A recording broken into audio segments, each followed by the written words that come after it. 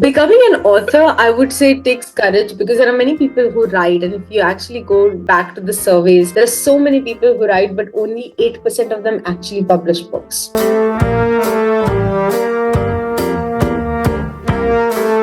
Hello everyone, I am Jitendra Singh. I welcome you to Read My Story, where I interview authors, speakers, coaches, celebrities, entrepreneurs, and more. Today I have with me Miss Snehal. She is the publisher and founder of Mind Spirit Work Publishing, Abundance Strategies, 10x best-selling author, writer, coach, podcaster, and international speaker. Her mission is to sow seeds of abundance in the minds of people she connects with, which would inspire them to live fully, authentically, and passionately. Her intention is to inspire and help many writers and authors to get their message to the target audience. As the founder of Mind Spirit Works, Snehal is a brand in herself and is known for her work in the coaching and training industry. She has worked with many authors and life coaches nationwide and internationally. She has so far co-created four best-selling book series like Coach Wisdom Volume 1 and 2, The Calling, The Gift of the Universe, and Shakti Awakening. Snehal has helped more than 500 plus authors write their first book, whereas MSW has published more than 67 books with a 100% best-selling ratio so far in the last 3 years. So today she will be discussing with us about her life journey. So let us hear from her. Welcome Snehal, the platform is open and now over to you. Thank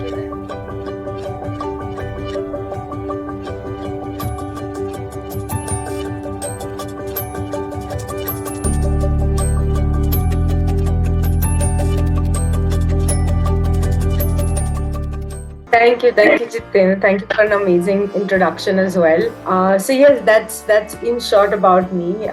From not reading books at all to now reading and writing is what my life has become all about. So thank you for that. And publishing. Yes, Great. and publishing, of course. It would be a very interesting session today. So, first thing I'd like to know from you is how did your past life has affected the person who you are and what you wanted to be in your life? I think what we experience in our life is what creates who we are, and as we go, that personality is created for us because of the challenges that we go through. So, how has it affected? I would say it has affected in wonderful ways. There are two ways of looking at every challenge, right? We can look at it and talk about how and why did this happen to me, or we can look at it and say, okay, this happened, now what and what next? So, I think that attitude eventually life gave me when it's a very overused saying, which is, when life throws lemons at you, make a lemonade. But that is one of the things that I learned over a period of time. It was not who I was always, but that is who I have become now. And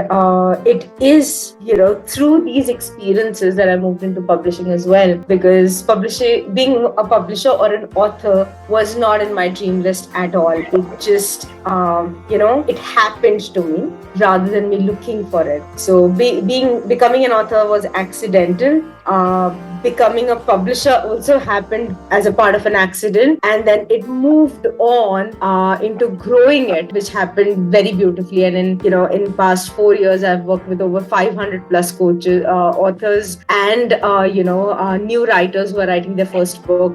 I've published myself, around 70 plus books of other authors. So that is what, is something that life has taught me to do. Not give up. And if there are challenges, just say what now and what next rather than why.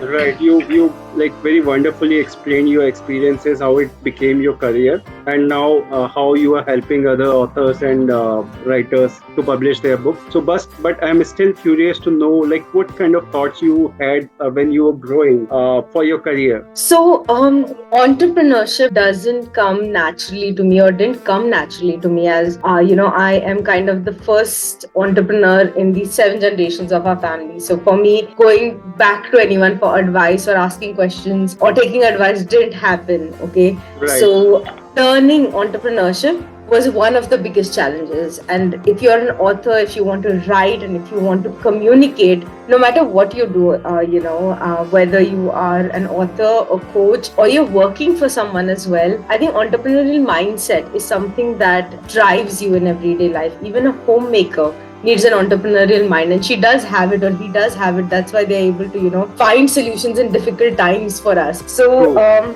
entrepreneurial mindset is something that I had to develop, learn in my journey. The second biggest aspect that I had to work upon was the mindset of abundance. With all the struggles and challenges that I have had since childhood, thinking big, going big, wanting something huge, okay, didn't come naturally again. It was always a struggle at the beginning where I always felt probably I don't deserve it. It's too big for a person like me. Why would I, achieve something like this? So learning to accept myself, learning to accept my own talents and gifts, and then sharing it with the world, okay, needs a lot of self-love. And that is again something that the journey of this business and entrepreneurship, taught me. And last and the most important one, I would say, is relationships. Understanding that business or entrepreneurship is not about money, it is about relationships, and it is relationships that actually take you wherever you have to go, is something that time taught me. We Right. always begin anything, whether it is writing a book and selling it, or whether it is starting a new business, or whether it is looking for a job. Most of the times we start with the money aspect, but what we forget is money is just one of the driving factors. It doesn't drive you too long. Correct. It is about building relationships, and that's the foundation of everything. So, yeah, I would say these were my important learnings as I went through, which didn't come naturally to me.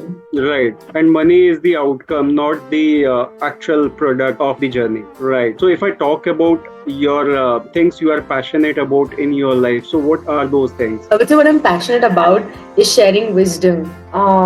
That is, whatever I've learned, I always want to just, share it with others. And that is my biggest driving factor. And then I do that through various forms, whether it is through writing or coaching or training or talking or teaching, whatever opportunities I get. But it is the desire of just sharing that wisdom so that someone else can lessen their learning journey and experience the success a little faster. So that is what drives me.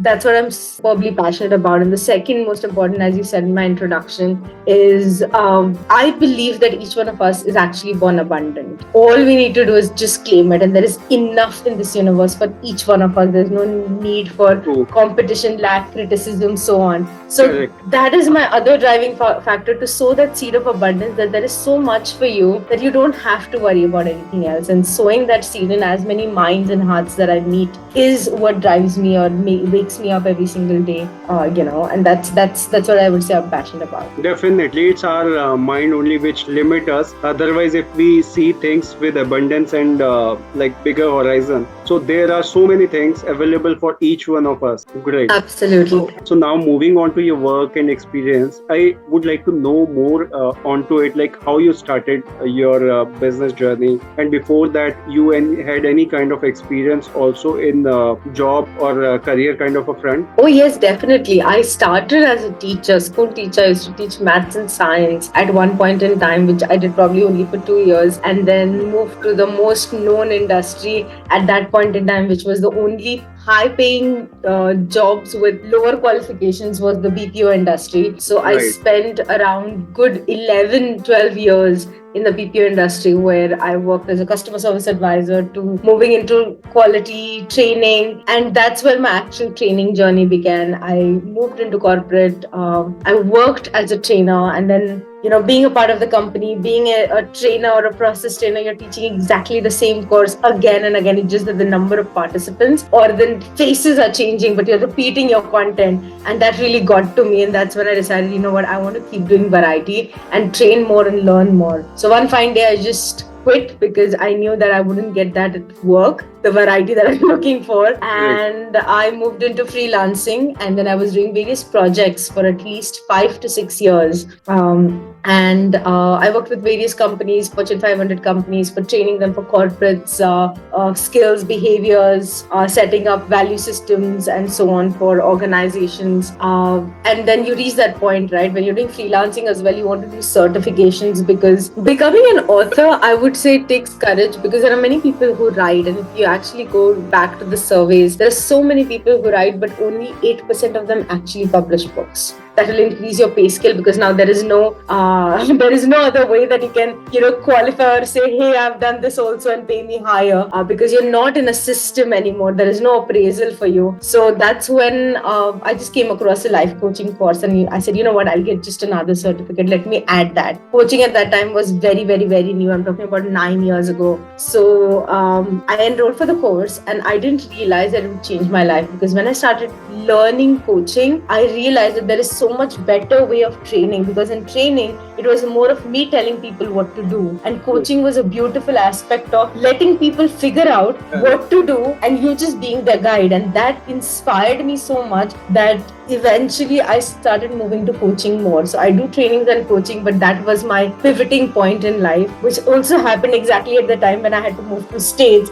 And that's when my business again went to zero, because you have a market, you've created a network, and then you move to another place, and then you're again starting from zero. So that's where coaching got me into publicly speaking, getting into social conversations through social media, because that was my only outlet. I didn't know people.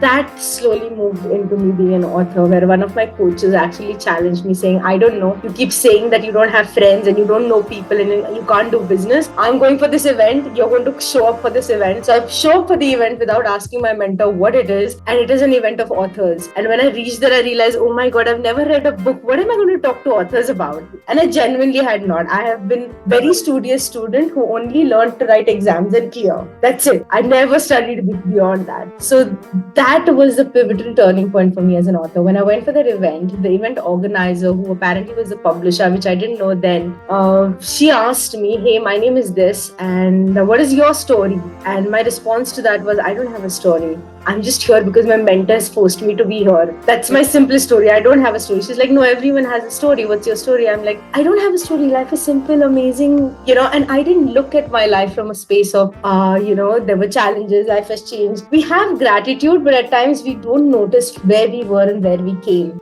So at the end of that event, she challenged me to write my story and send it to her within 90 days. If she likes it, she'll publish it. As normal people, until the 89th day, I didn't do anything. 90th day, I said, you know what, it's a challenge, let me just write. I started writing. She wanted a story in 2,000 words. I wrote in around 7,000 words, sent it to her, and then she said, okay, I will take it in, but it has to go through rounds of editing. It went through 32 rounds of editing, and finally it was published. So that was the moment where I felt, okay, I do have a story, but it didn't go anywhere, Jitendra. As new authors, our books don't sell. We don't know what to do with those books and so on. It started moving and changing me when other authors of that book were selling, and people were contacting me through LinkedIn saying, hey, I read your story and it was nice, or we learned this. And then I started realizing that, okay, when you share your story, there is a power in it. Okay, that got me going, and that slowly moved into me actually writing more, sharing more, and bringing more people to share their stories. So that's how everything began for me in entrepreneurship, where today now I do have a proper company, Mind Spirit Works Publishing, where we help people not only establish their business, but also write their story, share it with the world, be a best-selling author, and so on. So that's what it is. Really wonderful. So moving on to the next one, we all have vision, mission, and goal in life. So what's yours for next 5 to 10 years from now? One of the important goals when it comes to Mind Spirit Works as a publishing company is it's very interesting that Indians come from the land of spirituality, and our spirituality is way ancient than any other. And yet, if you go online and look for books on spirituality, look for books on culture, look on books on cultural eating or so on, you will find non-Indians writing books about Indian culture. Okay, so one of the missions that we have is to give voice to our Indian authors, okay, where it is shared and it is available. It's not that these books are not written, it's just that these books don't reach the market as much. Okay, there are some amazing books that have been written on our culture, on the roots of our science, which are very, very, very ancient, and things that we are now learning. Like, even if you talk about coaching world, it comes from the Gurukul system that has been there in India since kings ever existed, but it is now introduced as a very Western science. So my intent, or our intent with MSW, is to make our culture, which exists, reach to our own people in the first place. Okay, we are Correct. learning from non-Indians for that. So that is one of the missions that we have. The second and the most important is we want people to share their stories. It is not about how amazing you are at storytelling. It is not about are you really great at language, as in English, Hindi, or Marathi, or whichever language you're writing in, because a storyteller doesn't necessarily have to be an expert in the language. That's where the editors and everyone else comes into picture. So our goal is to share the learnings, will help people define it beautifully. So it's to give opportunity for those who have the wisdom and are ready to share that with the world. So that's what our intent is. Correct. If somebody has a story to share, then you and your company would help them to share with the world. Wonderful. Now, moving on to the next one. What are the most important life lessons you have learned from your personal and professional journey so far? I think one of the most important lessons I've learned is you always have a choice when it comes to whether it is entrepreneurship or personal life of choosing yourself over everything else. And as long as you have the awareness of what you really want, everything else falls in place. But the more you keep thinking about what the world needs or what everyone else needs, you are always going to feel insufficient to serve yourself as well as others. So be aware of what you really want before you start serving the world. Serve yourself before you serve the world. That is, I think, one of the biggest lessons that I have learned with time. And it is something that even business has shown me. Small things like if if as a business you don't have your rules, regulations, paperwork in place, you are going to end up serving someone else. And it's the same thing when it comes to your personal life as well. And the second most important thing is follow your passion. Richness, wealth, money will follow, because richness, wealth, money comes where there is happiness, and you can only find happiness in your passion. So follow what your passion gives you. Everything else will always come. So yeah, I think these are the two most important lessons that I think I have learned. Right, and you rightly highlighted both the aspects of life, which is really important. First one is like kind of organizing yourself and your business well, and second is following that with complete passion. That is really important. Otherwise, you would not be able to achieve what you desire for. Absolutely. And even if you do, you have no idea where you're going. It's like you're just roaming without a GPS and knowing, where you have to go. So to find direction, you got to know where you are and where you want to go. And if you don't know that, you will only keep serving other people. Correct, rightly pointed out. So, since you've been into a publishing business for 4 years and more, and you have also held 500 plus authors and published 67 plus books. So, from your experiences, I'd like to understand about the thing which is really important for every author. Like becoming an author is one aspect, and the most important aspect is becoming a best-selling author. So, how anyone can achieve this? So, becoming an author, I would say it takes courage, because there are many people who write, and if you actually go back to the surveys, there are so many people who write, but only 8% of them actually publish books. Okay, that's the amount of courage. There are so many books that just lie on that hard drive or that computer somewhere. It's a written script. So becoming an author is a courageous work in itself, because you're sharing and you're being vulnerable and you're sharing it out in the world with no idea who is actually going to read it. Okay, so that itself is a very courageous work that I believe every author does. Now from there, becoming a best-selling author, okay, the difference between any author and a best-selling author is mindset. To be very honest, it is mindset. It is, do you think like an entrepreneur? Most times, and when I actually took a challenge in 2019 when my journey had just begun, I decided to meet 100 authors in their journey of writing and asking them, what their journey is, what are their challenges, so on and so forth. And one of the most common things was most authors begin with, I want to write this book because I want to write this book, and I want to write this book so that at least 1 or 10 people's life changes. Now, if you're writing it with an intention of only 10 people's life changing, that's what the book is going to do, because you're actually, and we all know the power of writing, we all know the power of manifestation. The writing is with the intent of only helping these many people. Okay, so before the book is born, there is a lot of time that preparation that an author has to invest in. And if you have done your preparation well, your book is going to come out well. It's just like cooking. If you want to cook an amazing dish, you've got to do all the preparation, which generally takes days, right? You have to go shopping, you have to check your itinerary, you have to check everything that you need, and then the cooking time is probably 1 or 2 hours, but the eating time is just 20 minutes. But that is what it is worth. So as an author, mindset is the key. Do you have an entrepreneurial mindset. Do you understand the logic of only if you're selling, then your book is read by people? So that mindset changes the key. If you don't want to make money, that is another thing many authors say, I don't really want to make money, I'm just doing it because I want to give this wisdom to the world. But how will you measure it? Our mind only understands measurement. So you don't want the money, earn it, please donate it to an NGO. But if you have that as a scale of how much am I making, you would know what you're selling. And just knowing that our brain is smart to find solutions of how can we sell more. Okay, that is one. So everything comes down to mindset. Becoming an author, I would say it takes courage, because there are many people who write. And if you actually go back to the surveys, there are so many people who write, but only 8% of them actually publish books. Now, talking about the second aspect, which is best-selling author, there are two aspects to it. One is you can be an Amazon best-selling author within 24 to 48 hours if you know how to play the game. Okay, and the game is of promoting your, making it reach as many people as you can. Okay, and if you can do that, okay, in 24 to 48 hours, then you can always keep repeating that game as many times as you want. That's how you stay, which simply means, have you created your fan base? Have you created a relationship with the readers?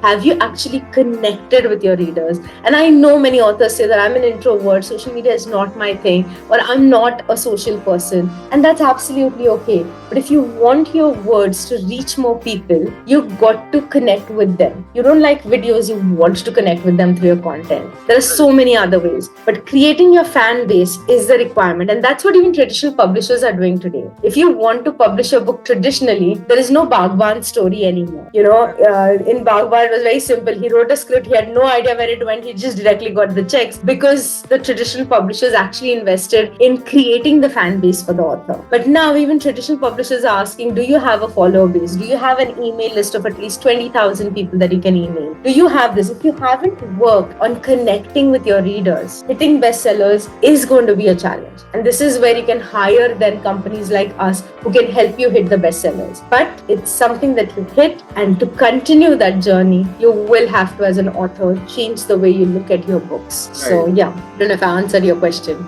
It's really a wonderful advice. Onto it further, like we are talking about best-selling book and best-selling, becoming a best-selling author. So in a best-selling book, what are the important thing we should have as an author? What would we need to have as an author to be a best-selling author? Correct. In a book, like writing style or maybe a presentation or whatever thoughts you want to put up. Honestly, I would say it is a 50-50. You can write the most amazing book, but if you don't know marketing or don't want to do marketing, you may still not sell a book. There are so many books that have not been sold, even when they're the best books. So it is a balance of you having amazing skills and to learning the marketing. Okay. The second aspect to that is you don't have to be, as I said, the language expert or grammatically perfect. You can always hire someone or an editor who can help you fine tune your language. You are a creator, you have ideas, put your ideas down. You'll have editors who will give a shape and frame to your idea.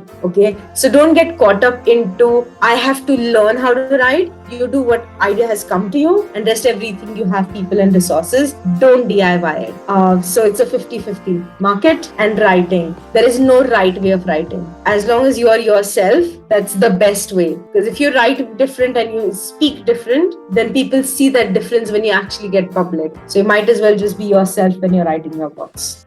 You should be clear with your thoughts, what you are offering to your audience, yes, and how you are presenting. That is important. That's it. Second most important thing is how you are putting efforts on publishing, not publishing, but the marketing part for your book. Yes. So there your expertise comes in and people can avail that by connecting you. That's really wonderful thing. So now moving back to you again, are you an introvert or an extrovert while meeting or facing your audience? And what are the pluses or minuses of the same? I would say I'm a selected extrovert or a selective extrovert. I am introvert by nature. I can be by myself. I love solitude. And that's what I would say, that's what life has taught me. That where you got to be social, you got to be social. Relationships is the key to anything and everything. Right. So yeah, I may not open up myself to each and every one, but I can still have amazing conversations and relationships by connecting with people. So I would say I'm a selective extrovert. Depending on the Yeah, stage. I think the pluses and minuses, there are no pros and cons. You can just be yourself and still be, find ways. So things that you're not great at, I always say delegate and get it done. So the only, aspect, so you can be an introvert and still be super successful, and you can be an extrovert and still be super successful. So I wouldn't say there are any cons because it's who you are. However, when people give you feedback, just be mindful of checking, does that apply to you before rejecting the idea? Because there are times when universe teaches us certain things and we kick that off at times. So if there are 3 to 4 people who don't know each other giving you the same feedback and you're an introvert or an extrovert, at least pay attention if the feedback is coming and then see if there is a tweak or a change that you want to make in yourself. But that's about it. Correct, correct. Rightly said. So, if I talk about the thing which is we all need at point in time, which is support from family, friends, and colleagues, maybe, and outside world. So, who were the people supported you the most in your journey? My support throughout my life by default has been my husband now, and at one point in time, my boyfriend. So he has been there, irrelevant of what stupid decisions or big decisions or crazy dreams or ideas I come up with. So I would say he's been one of the strongest pillars in my life, who has always been there for me. And then, of course, my sister,